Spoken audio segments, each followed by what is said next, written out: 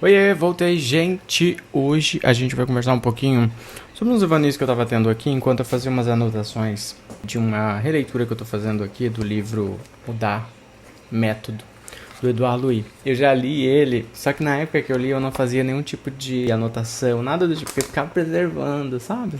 Enfim. E aí o que aconteceu? Eu não fiz marcação nenhuma e tem tanta coisa boa nisso aqui. Antes de qualquer coisa, já curte esse vídeo, se inscreve no canal caso não seja inscrito. Se quiser comprar o livro, aqui embaixo tem um link patrocinado que ajuda o canal. Compartilhe com alguém que possa gostar desse tipo de conteúdo que eu tenho lançado por aqui. E deixe seu comentário também, dando sugestão, opiniões. Vamos conversar, vamos se entender, fazer amizades. Vamos lá? Seguinte. Tudo começou, por quê? Porque esse mês eu faço 35. Isso ainda é um drama real aqui. Não sei se só eu, gente. Talvez isso aconteça com todo mundo e a gente nunca não fala, né? Às vezes eu tô fazendo absolutamente qualquer coisa. Aí o que acontece? Parece que chega uma voz aqui, ó. E aquilo lá que aconteceu com você em 2013, hein? Que vergonha. Aquele corte de cabelo. Você era patético. Do mais absoluto nada. O contrário, jamais. E aquela vitória daquele dia. Aquele dia foi... Você foi top. Ali você foi baita. Tem hora que eu tenho que literalmente verbalizar. Cala essa boca. Vai caçar o que fazer. Faça alguma coisa da sua vida. Me deixa em paz aqui. Só um pouquinho. Tô trabalhando, tô correndo, tô lavando uma louça, tô fazendo um negócio, cuidando da minha vida. In my business. E aí vem você do nada me lembrar de uma coisa que aconteceu em 2012. Que não pesa e ninguém lembra. Que não tem menor importância. Só pra eu sentir essa vergonha alheinha da minha versão de 2012, que era um infeliz, um coitado. Ah, pelo amor de Deus, né? Ou dificuldade que a gente tem de resgatar as situações legais que aconteceram. Porque coisas muito legais aconteceram também. Acho que quanto mais eu tenho ficado velho... Eu falo isso rindo, mas por dentro uma lágrima escorre. Tem uma frase de um autor, eu não vou lembrar quem é o autor agora, mas que ele falava que mais do que os acertos foram os meus erros que me trouxeram até aqui. Você pode olhar pra isso de duas formas. Você pode olhar pra isso com esse olhar de por isso que eu tô na merda, ou que bom que foi isso que aconteceu. Olha que legal onde eu tô. E as coisas que deram errado contribuíram pra que isso acontecesse. Então errar tem seu valor também. Mas é claro que a gente olha pelo lado negativo, que a gente se odeia. Tô formado e graduado. Me odiar. Eu não digo isso com orgulho, não. A gente dá risada, faz piada e tudo mais, mas só Deus sabe como é que tá a cabeça do palhaço. Muita terapia aqui pra gente conseguir olhar pra isso. Aliás, colocar nesse lugar de consciência de que você tem esse traço de personalidade que tá mais pra ser o seu próprio algoz do que qualquer outra coisa que seja antônimo de algoz. E que eu não sei, agora não me veio à mente. Qual que é o oposto? Não sei, deixa aí no comentário se você souber. Dito isto, tava eu numa sexta-noite fazendo a leitura disso aqui. Eis que recebo um belíssimo áudio de Rauezinho. Que sinto saudades, beijo, te amo.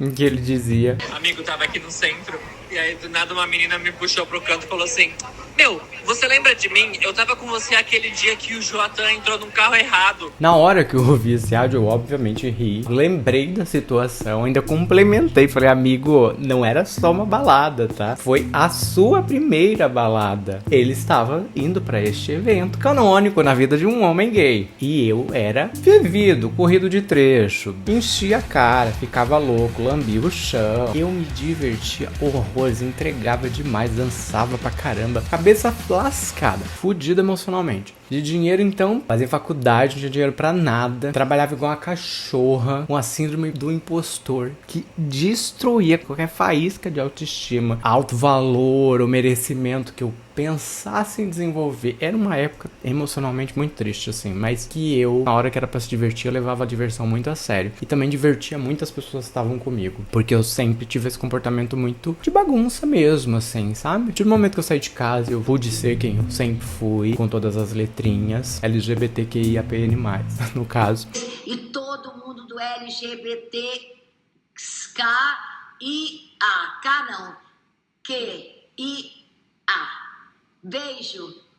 Eu me joguei. E aí ele estava indo comigo pra essa festa. Ou seja, ia ser a festa. Então ele foi pra um esquenta lá em casa, a gente começou a se arrumar, eu comecei a beber, aí chegou Sara, trouxe umas amigas. Eu já saí de casa levemente louco. Quando a gente chegou num posto de gasolina, eu fui comprar, acho que bala, house, sei lá, qualquer coisa. E aí o que aconteceu? Eu saí, fingindo que tava tudo bem, entrei lá na conveniência, comprei a coisa. Quando eu botei o pé pra fora da conveniência e olhei, tinham 2 carros idênticos, um do lado do outro, os dois com a janela preta, não dava pra enxergar nada, não dava pra identificar, e eu não entendo nada de modelo de carro. O que aconteceu?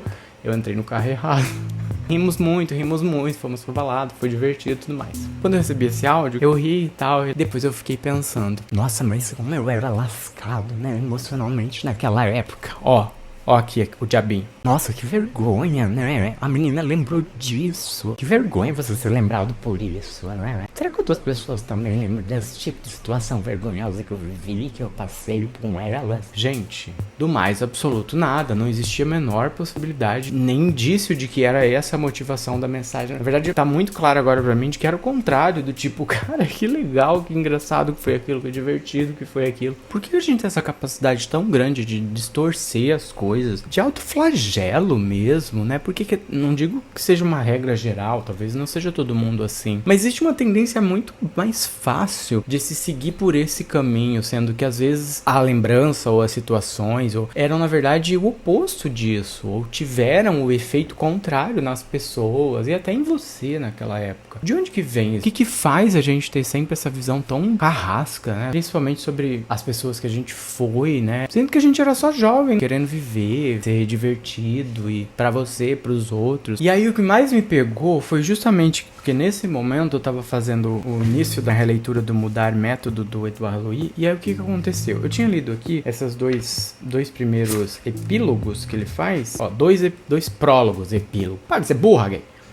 Aí, já me tratando mal. Quando começa mesmo, de fato, o capítulo 1, que se chama Helena, Explicações Fictícias pro Meu Pai, a primeira frase que eu li caiu com uma lupa. Sabe quando parece que o universo manda uma mensagem pra você muito clara de por que você é assim? Foi isso que aconteceu. Olha isso aqui. Cresci num mundo que rejeitava tudo o que eu era. E vivi o mundo como uma injustiça, porque eu não tinha escolhido ser quem eu era. Eu sempre falei que é muito fácil você ser uma pessoa LGBTQIAPN+, você tem essa facilidade de conexão com a escrita do Edouard Louis justamente porque você nasce e cresce em um ambiente, talvez não necessariamente seja a sua casa, mas o entorno, né, social em que você vive, onde a gente está sempre recebendo das pessoas, principalmente nessa primeira infância, mensagens muito dúbias de eu te amo porque você é meu filho, mas eu não gosto de você da forma como você é. Podia ser diferente, eu gostaria mais de você. Não necessariamente dito dessa forma, mas que no fritar dos ovos, digamos assim, é essa mensagem que tá chegando pra gente. Então você cresce com essa dualidade entre talvez se eu fosse melhor, eu seria amado diferente, eu seria mais merecedor de amor, de afeto, eu seria melhor tratado, melhor recebido, não teria essa sensação de que estou errando o tempo todo, de que existir de certa forma desse jeito é um erro. A gente escuta muito esse discurso, eu acho que em vários momentos, principalmente a gente que vive essa realidade e já passou de uma idade onde isso é um problema, digamos assim, às vezes falta até um pouco de paciência. Quando eu escuto esse tipo de coisa, às vezes de alguém mais novo, me dá aquele ímpeto muito rápido, assim, de roll eyes, assim, sabe? De rolar mesmo os olhos, tipo, Mas é claramente uma atitude muito egoísta, porque assim, eu já passei por isso. Por que eu não tenho paciência com quem está vivendo isso neste momento? Aliás, isso é uma das coisas que também me afasta muito de produções audiovisuais com histórias LGBTQIAPN+, livros, de tudo que é tipo de criação de história LGBT, justamente porque elas tratam de assuntos e de coisas que eu já passei, que eu não talvez tenha tratado da forma como deveria tratar, ou digerir aquilo da forma como eu preciso digerir talvez até hoje, para conseguir lidar bem com esses assuntos, para no fundo, no final desse rolê todo, eu olhar com mais afeto para essas versões minhas, para mim, para a forma como eu me trato ainda hoje, como eu tenho essa tendência de ficar resgatando coisa e tá sempre ali, ponto para me auto-chibatar. Infância é terra que a gente pisa a vida toda. Então tudo que você passou por ali, tudo que você viveu naquele momento, você sai carregando com você como se fosse uma verdade, a sua base tá de certa forma ali. Então há de se trabalhar muito durante a vida pra gente conseguir olhar pra tudo isso com esse esforço de tentar ressignificar tudo isso. E é justamente isso aqui que a gente pega nessa primeira frase que me pegou muito, e aí é como você derrubar o primeiro dominó de uma fileirinha de dominó, ele vai sair derrubando tudo. E aí eu fico percebendo que é muito comum, pelo menos pra mim, estar muito pronto para odiar muito todas essas antigas versões minhas, por tudo que elas fizeram, pelas coisas que elas fizeram de errado, pelos dramas que eu fiz em determinados momentos da minha vida a respeito de assuntos que hoje são blé. Eu olho e penso, cara, eu não acredito que eu fiz drama por isso. Mas, era o que eu tinha pra oferecer naquele momento. Era o que eu tinha de escopo emocional, assim, pra viver aquelas situações. Eu não podia fazer nada diferente daquilo, com a experiência, com as ferramentas que eu tinha até aquele momento. Por que agora que eu tô aqui na frente, eu ajo com essa arrogância a respeito dessa versão minha, que tava só tentando fazer as coisas da melhor forma possível? Eu sei que ele estava. Eu estava lá. Juro, eu me pergunto em alguns momentos se eu conseguiria manter perto de mim alguém se eu tratasse essa pessoa da forma como eu me trato. Eu me pergunto se essa pessoa ia me suportar. Eu vou mais fundo. Eu me pergunto se essa pessoa não ia me juntar na porrada em 2 dias no máximo. O que eu vou te falar? Que bicha chata. A gente tem que respeitar, né? Mas ela é bem chatona mesmo, né? Faz sentido? Eu espero que não. Se fizer sentido pra você isso, acabou pra ti. Tô te falando, desliga esse vídeo e vá pra terapia imediatamente. Você precisa de uma intervenção. Ironicamente, essa semana eu tava ouvindo o álbum novo da Demi, que aliás eu tô amando. Eu sempre gostei da Demi, mas eu sempre ouvi ela meio escondido, assim, porque a diva recebia muito hate, né? Eu não sei por que ela era tão odiada. Talvez eu saiba, mas não vem ao caso. O ponto é, eu tava ouvindo o álbum novo e tal, e aí eu cheguei numa faixa e foi uma porrada. A música se chama Sorry to Myself. Eu fiquei assim, prestando atenção na letra e achei aquilo tão libertador, principalmente porque você sabe a história dela. E em alguns aspectos, assim, você não consegue não trazer pra tua própria vida também, né? Sobre a forma como eu tô te falando aqui, que a gente tem essa tendência a se tratar mal, a olhar pra essas versões antigas e apontar o dedo pra elas e atirar pedra e falar mal delas pra todo mundo e fazer delas uma chacota e tudo mais. Ela fala, eu era a minha hater favorita, mas eu cansei. Agora eu flerto com a esperança.